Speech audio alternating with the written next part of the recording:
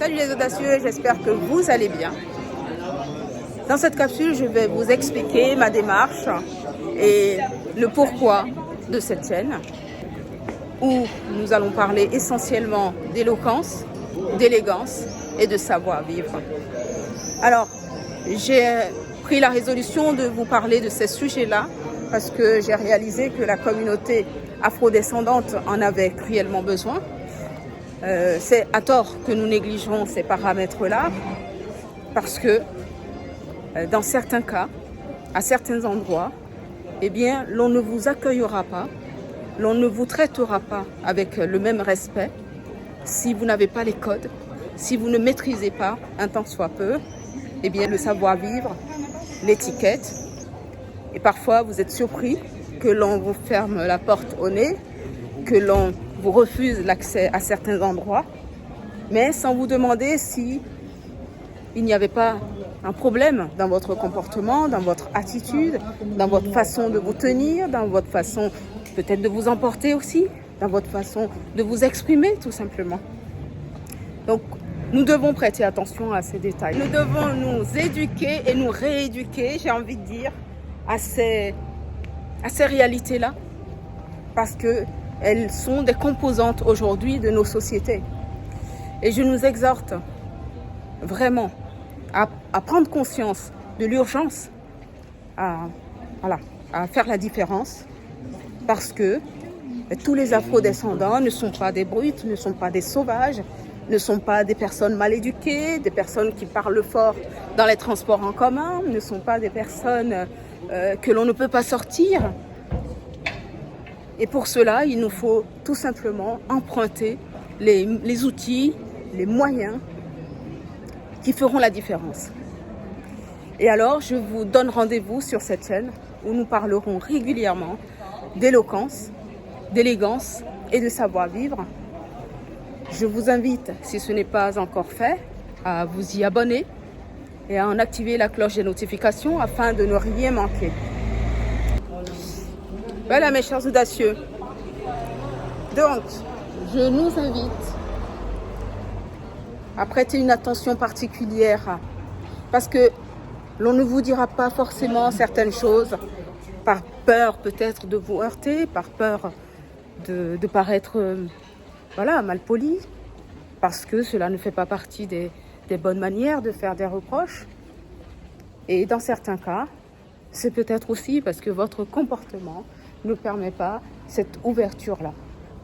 Seules quelques rares personnes vous diront que là, votre attitude n'allait pas ou que vous devriez faire attention, prêter une attention particulière à telle ou telle chose, par exemple, à tel détail de votre comportement, de votre façon de vous exprimer, etc. Alors, je vous mets au défi ici, maintenant. Prenons la résolution de changer la donne.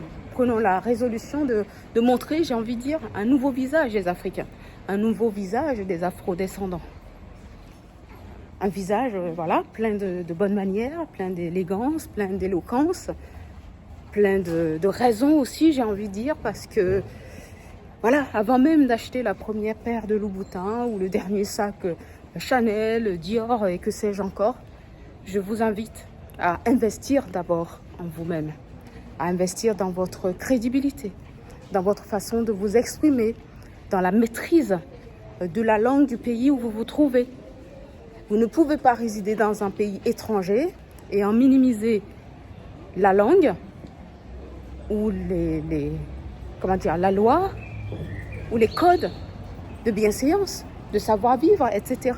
Vous ne pouvez pas mépriser délibérément les pays où vous résidez. Il y a un effort à faire et il va dans les deux sens. Et je sais, pour avoir déjà lu certains d'entre vous dans la communauté, que certains me diront oui, parler d'éloquence, parler d'élégance ou même apprendre certaines notions de français. Oh non, c'est mépriser la culture et les langues africaines et c'est faire l'apologie de la langue française. Ce sont des commentaires que j'ai déjà lus. Certains parmi vous me diront, parce que je vous enseigne certaines notions de français, que je fais l'apologie de la France ou de la culture française au détriment de de la culture africaine ou au détriment des langues africaines. Mais là n'est pas le propos, là n'est même pas le débat. Et d'ailleurs, je n'entrerai pas dans ce débat-là. Mais ceux d'entre vous qui sauront faire preuve d'un peu de raison, comprendront avec le temps quelle est ma démarche, quel est l'objectif de ce que je suis en train de faire.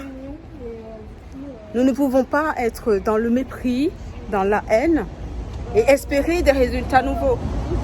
Il faut faire preuve de stratégie, d'intelligence dans notre façon de vouloir changer la donne et redonner ces lettres de noblesse à l'Afrique. Alors, voilà, apprenons à voir un peu plus loin que le bout de notre nez. Apprenons à lire, j'ai envie de dire, entre les lignes parfois, parce que ce qui vous semble évident n'est pas toujours vrai. Chaque panafricain choisit un volet spécifique pour aider l'Afrique, pour lui redonner ses lettres de noblesse. Et c'est aussi à chacun de nous de faire cet effort, de comprendre comment chacun décide de s'engager dans cette cause-là. Vous voyez? Donc voilà, mes chers audacieux.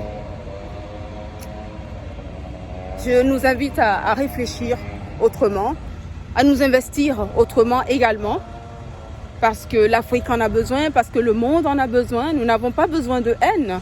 Le combat que nous menons pour l'Afrique, ce n'est pas un combat de haine, en tout cas pas pour moi. C'est d'abord un combat idéologique, parce qu'il faut asseoir certaines valeurs dans les consciences, dans les façons de penser. Le plus gros de notre travail commence à partir de là. Il ne s'agit pas de s'attaquer à des humains, à des individus, mais il s'agit de s'attaquer à un système que nous jugeons injuste. Il s'agit de trouver de nouvelles stratégies pour des collaborations gagnantes dans les deux sens. Vous voyez?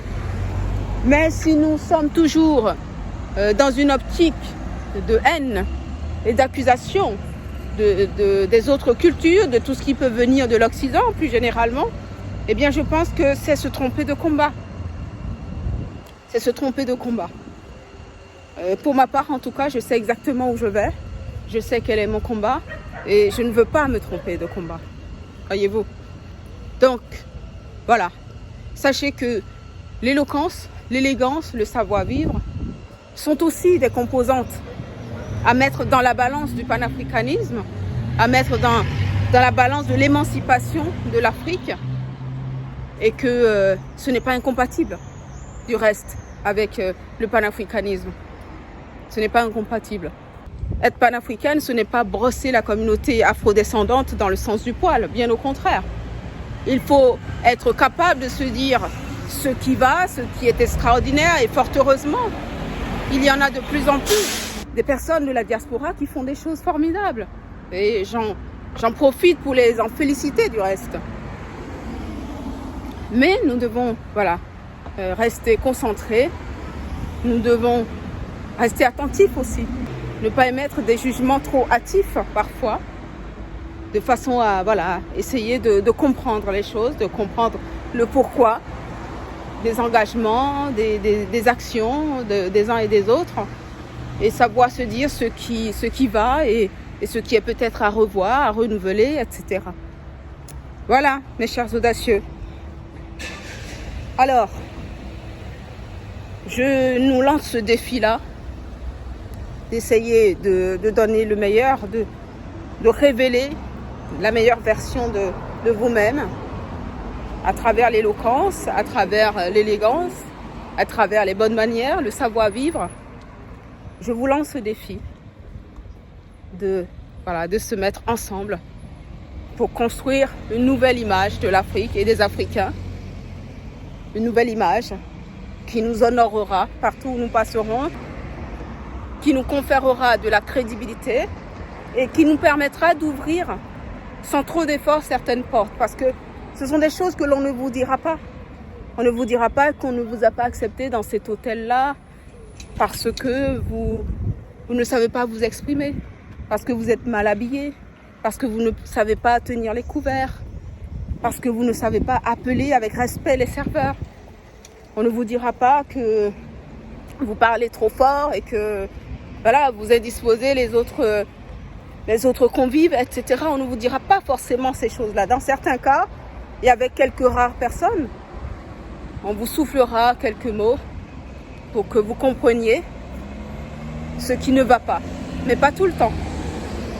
Et ici, voilà, je nous invite sur cette chaîne en tout cas à commencer à prendre conscience de l'importance de cette thématique afin que nous puissions vraiment marquer la différence.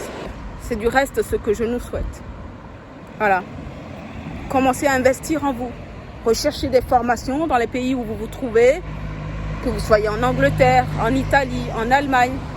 Recherchez des formations pour améliorer votre français, votre anglais, votre italien, votre espagnol et que sais-je encore. Améliorez-vous dans la langue de votre pays. Apprenez les bonnes manières du pays où vous vous trouvez. Demandez aux gens, interrogez les personnes, les autochtones. Interrogez les natifs du pays où vous vous trouvez sur les bonnes manières du pays et efforcez-vous de les apprendre, de les maîtriser. Parce que ça fait toute la différence. Ça fait la différence et ça fera encore la différence. Voilà mes chers audacieux, ce sera tout pour aujourd'hui. Je vous remercie de m'avoir suivi et je vous dis à très bientôt pour de nouvelles aventures avec Madame Violet. Ciao, ciao.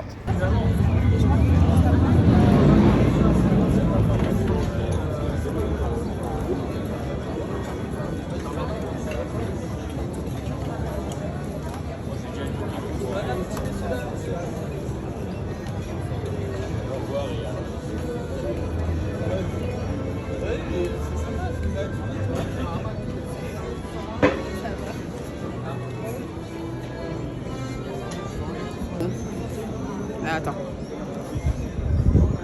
Allez.